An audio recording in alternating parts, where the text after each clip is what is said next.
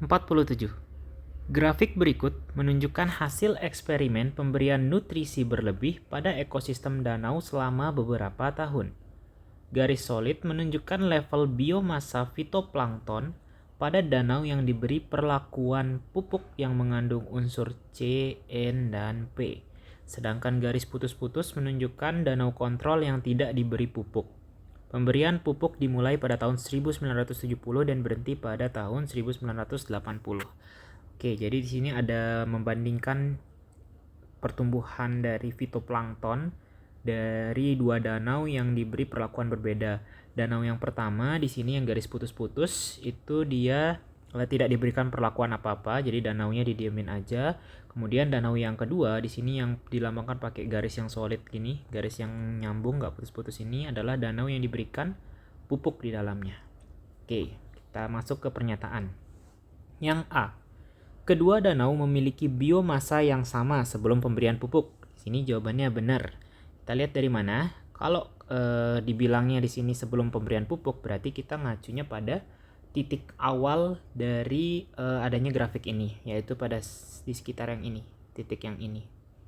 Dan di sini untuk danau yang diberi pupuk dan juga danau yang tidak diberi pupuk itu titik awalnya sama, titik startnya sama. Jadi bisa kita asumsikan bahwa kedua danau ini punya biomasa yang sama sebelum pemberian pupuk. Jadi jawabannya benar. Yang kedua, yang B. Nutrien bukan merupakan faktor pembatas pertumbuhan pada ekosistem danau di atas. Ini jelas salah. Jadi bisa kita lihat dengan membandingkan danau yang satu yang putus-putus dan juga danau yang diberikan pupuk ini. Dimana di sini danau yang diberikan pupuk itu di sini sebagai perannya itu sebagai nutrien ya, nutrien buat si fitoplankton ini.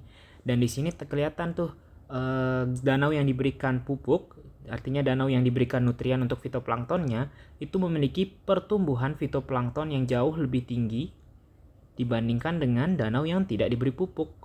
Jadi di sini harusnya nutrien itu merupakan faktor pembatas pertumbuhan pada ekosistem danau, sehingga apabila tidak diberi pupuk, pertumbuhan dari fitoplanktonnya pada ekosistem danau itu akan gitu-gitu aja, tidak akan stabil rendah dibandingkan dengan pemberian pupuk, di mana pada pemberian pupuk atau nutrien itu dia akan tumbuh besar atau tumbuh banyak si fitoplanktonnya, sehingga nutrien itu merupakan faktor yang membatasi pertumbuhan tersebut.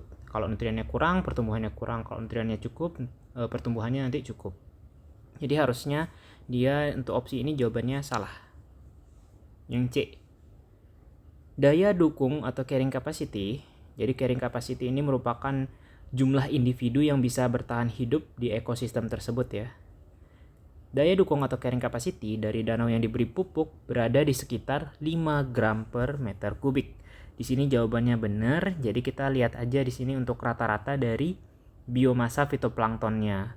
Sini kelihatan ya untuk rata-rata biomasa fitoplankton pada danau yang diberi pupuk itu kurang lebih ya sekitar 5 gram per meter kubik ya. Kita ngelihat dari rata-ratanya di mana titik-titiknya itu paling banyak berada. Jadi di sini jawabannya benar. Yang terakhir, selama masa perlakuan, berarti kita ke grafik yang lurus atau grafik yang tebal garisnya. Pertumbuhan populasi fitoplankton di danau kontrol adalah 0. Oh, ini danau kontrol ini berarti yang garisnya putus-putus.